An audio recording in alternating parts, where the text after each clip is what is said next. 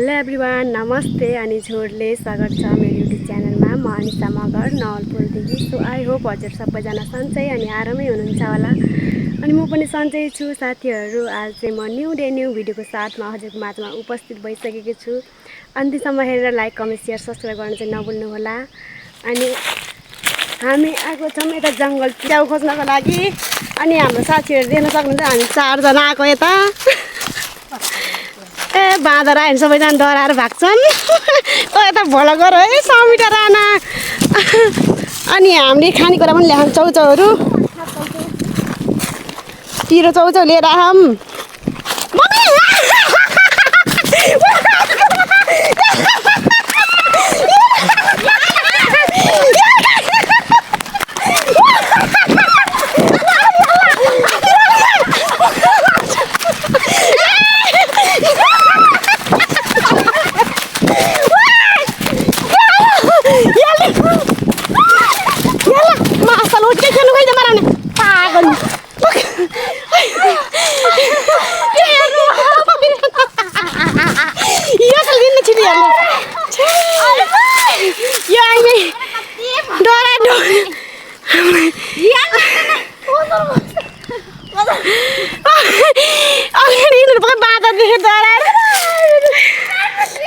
साथीहरू के भन्छ त्यहाँ अगाडि यो साथीले के बाँदर हो कि के हो देखेको छ। पुरै पछाडि पनि नहेरेर दौडाएर हामीलाई पनि भरै सबै डर पुग्दैछ के। यसै जङ्गल जाने भनेर यिनीहरू डराएर यता डरौतीहरू आउँदै हो। जङ्गल पनि पुरै आगो गयो अरे यस्तो हो के अरे। यतातिर चाहिँ आगो गयो अनि यता नगएको हेर्नु न कस्तो राम्रो हरियो भयो।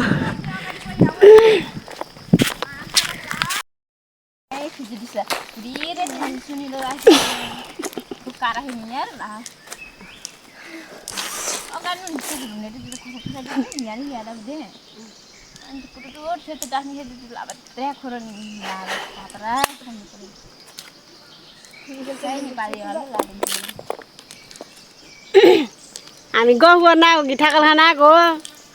घरमा पनि पाइए थिएँ गफ गर्नु त। यिनीहरू त पुरै कुरा गर्न आएछ जङ्गलमा आएर। अरूले सुन्छ भनेर सुनसान जङ्गलमा आएर कुरा गर्न पो थाल्छन् जो ठाकल खानाको मान्छेहरू त। सबैजना अल्छी भएर सर शीतल भए हावा चल्या जङ्गलमा चिसो।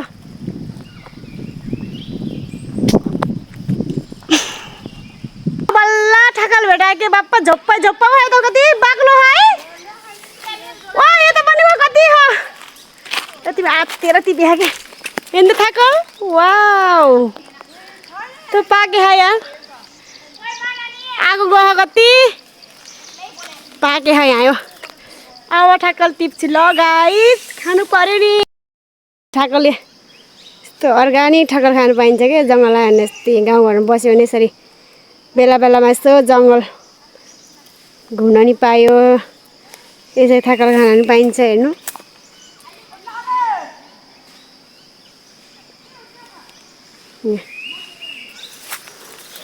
यो किराले खाइसकेको छ क्या सुकेर पानी नपरेको। यो खायो भने त यति गर्मी हुन्छ यति गर्मी हुन्छ। त्यो पानी तिर्खा लाग्छ साथीहरू। यो पनि छ कि ओ त्यतातिर कतिको पाखा पाखा भने पाखैन भने यतातिर आऊ। यतातिर कति छ झोप्पा झोप्पा। यता त रहेछ भयो जति पनि हो आगो नगए पनि धन्न यो ठाकलहरू नभएको रहेछ कि। त्यो किराले खाए सबै त किराले खाए राम्रो होइन कि सुकी भ्याए। अब त्यसको सिजन पनि सकिन लाग्यो होला त्यो भएर यस्तो भएको।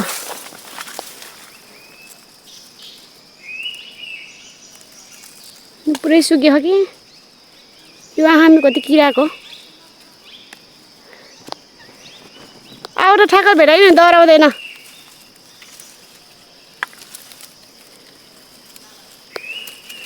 ओ यहाँ टिभी पनि पुग्छ होला अब त कतै नम्बर देखेको।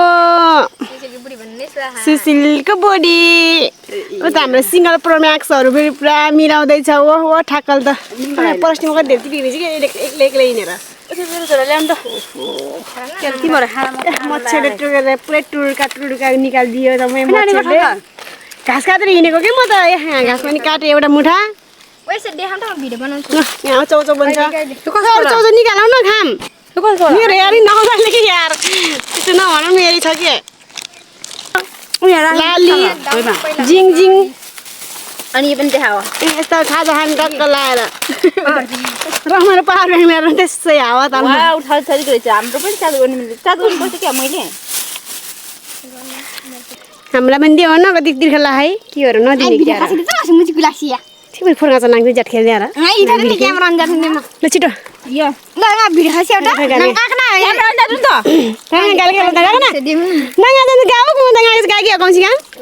पानी खाने यसरी खाप्यो खाना क्या छ्या बिपत्ता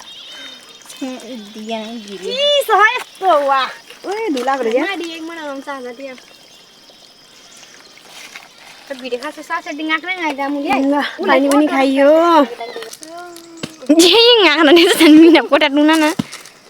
अब हामी नास्ता खाएर घर जाने साथीहरू घाँस पनि काटिभ्यायो छकल पनि टिपिभ्यायो आँप त लिएर नुनको छन् ल्याएन चौचौको नुन छ त गरिनु झन् चौजा खाँदाखेरि त लास्टै हुन्छ होला यति राखेको त्यहाँको